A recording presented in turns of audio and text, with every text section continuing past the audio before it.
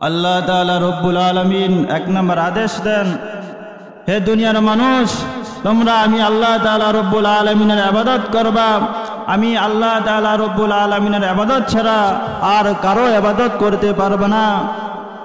তাহলে এক নম্বর আদেশ হলো আমরা আল্লাহ তাআলা রব্বুল আলামিনের ইবাদত করব, আল্লাহ তাআলা রব্বুল আলামিনের কাছে সাহায্য চাইব।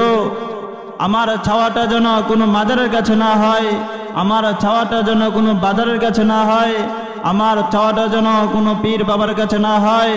কারণ পৃথিবীর সমস্ত মানুষ ব্যর্থ হতে পারে, কিন্তু আমার আল্লাহ তাআলা রব্বুল আলামিন কখনো ব্যর্থ হতে পারে না। আমরা আল্লাহ তাআলা রব্বুল আলামিনের ইবাদত কেন করব? কারণ আমরা সকলে জানি এই পৃথিবীতে যা কিছু আছে সব কিছুর লালনকর্তা, পালনকর্তা, সৃষ্টিকর্তা একমাত্র আল্লাহ তাআলা রব্বুল আলামিন। এজন্য আমাদের কাছ থেকে একমাত্র ইবাদত পাওয়ার উপযুক্ত আল্লাহ তাআলা রব্বুল আলামিন। আল্লাহ রাসূল সাল্লাল্লাহু আলাইহি সাল্লাম হাদিস শরীফের মধ্যে বলেন, আসসালাতু রুসুল ইবাদ, সকল ইবাদতের মাথা হচ্ছে নামাজ। মুসলমানের জিন্দেগিতে হাজারো ইবাদত আছে, মুসলমানের জিন্দেগিতে হাজারো বন্দেগী আছে, কিন্তু সকল ইবাদতের মাথা হচ্ছে নামাজ। আর এই নামাজ একটা গুরুত্বপূর্ণ ইবাদত। এই ইবাদত একমাত্র আল্লাহ তাআলা রব্বুল আলামিনের জন্য হবে, এটা পৃথিবীর কোনো মানুষের জন্য হবে না। নামাজের ভিতরে রুকু আছে, সাজদা আছে, এই সাজদা একমাত্র আল্লাহ তাআলা রব্বুল আলামিনের জন্য হবে। এই সাজদা কোনো মাজারে দেওয়া যাবে না, এই সাজদা কোনো বাবার পায়ে দেওয়া যাবে না, এই সাজদা কোনো মাজারে দেওয়া যাবে না। এটা ইতিহাস সাক্ষী। আল্লাহর পয়গম্বর আরবি সাল্লাল্লাহু আলাইহি ওয়াসাল্লাম একদিন ঘর থেকে বের হলেন। জঙ্গলের হরিণী রাসূল করিম সাল্লাল্লাহু আলাইহি ওয়াসাল্লামকে কদম মুচি করলেন, সম্মানের সাজদা দিলেন। সাহাবায়ে কেরাম রাদিয়াল্লাহু তাআলা আনহু বললেন, ইয়া রাসূলুল্লাহ, ইয়া হাবিবাল্লাহ, ওগো নবীজি, জঙ্গলের হরিণী আপনাকে কদম মুচি করে, আপনাকে সম্মানের সাজদা দেয়। ওগো নবীজি, আমরা আপনার উম্মত, আপনি যদি আমাদেরকে অনুমতি দেন আমরা আপনার পায়ের মধ্যে একটু সাজদা দিব। আল্লাহর পয়গম্বর আরবি সাল্লাল্লাহু আলাইহি ওয়াসাল্লাম বলেন, হে আমার সাহাবায়ে কেরাম, তোমরা ভালো করে শুনে নাও, পৃথিবীর কোনো মানুষের পায়ের নিচে সাজদা দেওয়া যায় না। পৃথিবীর কোনো মানুষের পায়ের নিচে যদি সাজদা দেওয়া যাইতো তাহলে সর্বপ্রথম আমি মহিলাদেরকে বলতাম, হ্যাঁ দুনিয়ার মহিলারা, তোমরা প্রত্যেকে স্বামীর পায়ের নিচে সাজদা দাও। হে আমার সাহাবায়ে কেরাম, যেই তো পৃথিবীর কোনো মানুষের পায়ের নিচে সাজদা দেওয়া যায় না, এজন্য আমি মহিলাদেরকেও বলি না তোমরা তোমাদের স্বামীর পায়ের নিচে সাজদা দাও। এজন্য মুআজ্জাজ মুহতারাম হাজিরিন, পৃথিবীর কোনো মানুষের পায়ের নিচে সাজদা দেওয়া যাবে না। এই ইবাদত একমাত্র আল্লাহ তাআলা রব্বুল আলামিনের জন্য হবে। এজন্য আল্লাহ তাআলা রব্বুল আলামিনের এক নম্বর আদেশ, হে দুনিয়ার মানুষ, তোমরা আমি আল্লাহ তাআলা রব্বুল আলামিনের ইবাদত ছাড়া আর কারো ইবাদত করবে না। দুই নম্বর আদেশ, আল্লাহ তাআলা রব্বুল আলামিন বলেন, ওয়াবিল ওয়ালিদাইনি ইহসান, তোমরা তোমাদের পিতামাতার সাথে ভালো আচরণ করো, তোমরা তোমাদের পিতামাতার সাথে নম্র আচরণ করো, তোমরা তোমাদের পিতামাতার সাথে ভদ্রতার সহিত কথা বলো। ইম্মা ইয়াবলুগান্না ইনদাকাল কিবরা আহাদুহুমা আও কিলাহুমা,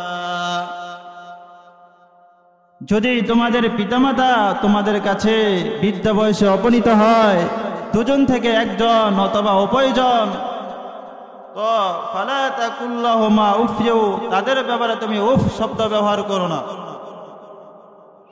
ওয়ালা তানহারহুমা ওয়া কুল্লাহুমা কাওলান কারীমা, ওয়ালা তানহারহুমা, মা বাবা বিদ্যা হলেই তাদেরকে ধমক দিয়ে কথা বলো না, মা বাবা বিদ্যা হলেই তাদেরকে কষ্ট দিও না। ওয়া কুল্লাহুমা কাওলান কারীমা, তাদের সাথে কৌলে কারিম করো, তাদেরকে সম্মান দিয়ে কথা বলো, তাদের সাথে ভদ্রতার সহিত কথা বলো, কারণ পৃথিবীতে সবচেয়ে সম্মানিত ব্যক্তি হলো তোমার মা। কথা বলো ঠিক কিনা? আল্লাহ রাসূল সাল্লাল্লাহু আলাইহি সাল্লাম এক হাদিস শরীফের মধ্যে বলেন, যদি পৃথিবীর কোনো মা বাবা তার সন্তানের উপরে জুলুম করে অথবা সন্তানের হক নষ্ট করে ফেলেছে, তারপরও যেন ওই সন্তান তার পিতামাতার সাথে খারাপ ব্যবহার না করে, তার পিতামাতাকে যেন ধমক দিয়ে কথা না বলে।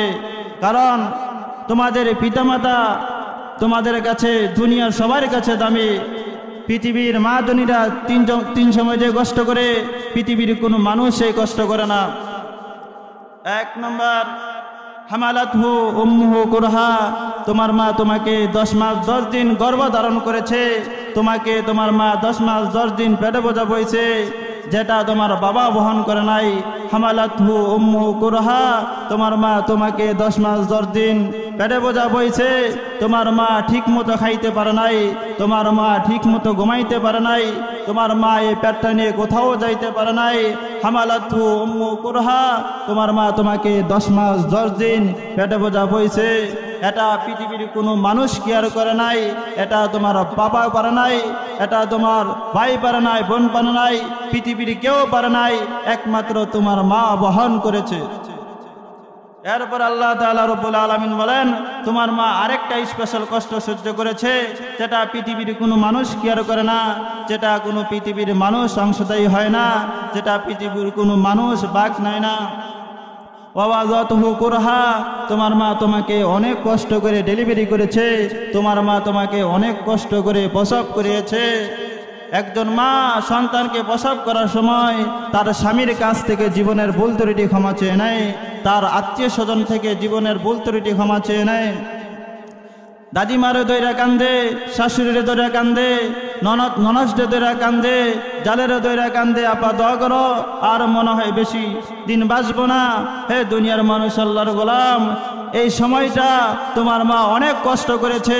এজন্য আল্লাহ রাসূল সাল্লাল্লাহু আলাইহি ওয়াসাল্লাম বলেন, তুমি তোমার মা বাবার সাথে ভালো ব্যবহার করো, ভদ্র আচরণ করো। 3 নম্বরে, তোমার মা আরেকটা কষ্ট, স্পেশাল কষ্ট সহ্য করেছে, যেটা পৃথিবীর কোনো মানুষ সহ্য করে নাই। হামলুহু ওয়া ফিসালুহু 30 শাহরা, তোমার মা তোমাকে 30 মাস অর্থাৎ 2.5 বছর দুধ পান করাইছে, কত জ্বালা সহ্য করেছে। তোমার মা চাহিদা মতো খাইতে পারে নাই, তোমার মা চাহিদা মতো কোথাও যাইতে পারে নাই, তোমার মা চাহিদা মতো ঘুমাইতে পারে নাই। রাতের 3টা বাজে গভীর রজনীতে তুমি কান্নার আওয়াজ দিয়ে মাকে বুঝিয়েছ মা দুধ পান করব, মা তোমার কান্নার আওয়াজ শুনে বুঝে ফেলেছে তুমি এখন দুধ পান করবা। তোমার মা আরামের ঘুম হারাম করে দিয়ে তোমার মুখের মধ্যে দুধ উঠিয়ে দিয়েছে। শুধু তাই নয় মুসলমান, তোমার মা 60টা বছর পর্যন্ত লোকমা বানিয়ে তোমার মুখের মধ্যে লোকমা দিয়েছে। 60টা বছর পর্যন্ত কাটা বেছে তোমার মুখের মধ্যে উঠিয়ে দিয়েছে। শুধু তাই নয় মুসলমান, 60টা বছর পর্যন্ত তোমার কোনো স্যানিটারি বাথরুম ছিল না, 60টা বছর পর্যন্ত তোমার কোনো ওয়াশরুম ছিল না, 60টা বছর পর্যন্ত তোমার কোনো প্রসবখানা ছিল না। তোমার মার কোলটাই ছিল তোমার প্রসবখানা, তোমার মার কোলটাই ছিল তোমার ওয়াশরুম। মুসলমান, আজকে সেই মার কথা তোমার সহ্য হয় না। হে দুনিয়ার মুসলমান, এজন্য আল্লাহ রাসূল সাল্লাল্লাহু আলাইহি ওয়াসাল্লাম বলেন, দুনিয়ার পিতামাতা মা 3 সময় যে কষ্ট করে, পৃথিবীর কোনো মানুষ এই কষ্ট করে না। এজন্য আল্লাহ রাসূল বলেন, হে দুনিয়ার মানুষ, তোমরা তোমাদের পিতামাতার সাথে ভালো ব্যবহার করো, তোমরা তোমাদের পিতামাতার সাথে নম্র আচরণ করো, ভদ্র আচরণ করো। ইতিহাস আমাদেরকে শিক্ষা দেয়,